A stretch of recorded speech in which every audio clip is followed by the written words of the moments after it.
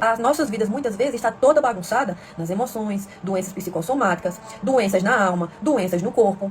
Porque quem está governando é a alma e o corpo. E o espírito está lá doente, enfraquecido. Então aqui entra uma verdade espiritual. Se Deus é espírito, e ele fala com quem? Se ele é espírito. Ele fala com o nosso espírito. Se Deus é espírito. Mas como é que Deus vai falar com o nosso espírito se o nosso espírito está fraco? Como é que a gente vai ouvir a voz de Deus se muitas vezes Deus está falando com você? Deus já liberou uma bênção, Deus já falou, já deu instrução, mas o seu espírito está fraco. Como é que você vai ouvir a voz de Deus? Se tem um bloqueio ali que te impede de ouvir a voz de Deus. Então Deus não fala com a lógica. A gente não pode viver pela lógica.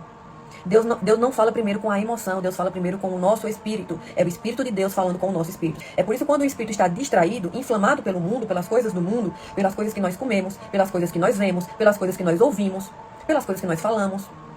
O nosso espírito está tão inflamado, ele fica enfraquecido e contaminado, então fica difícil de ouvir a Deus. Então muitas vezes a gente fica ali na oração e Deus fala comigo, mas Deus já falou muitas vezes. Deus já falou com você. Porque a gente é como se fosse um raio que a gente tem que procurar a frequência de ouvir a voz de Deus. Mas quando esse raio está fora da frequência, a estação que está transmitindo não está na estação que está conectada com Deus.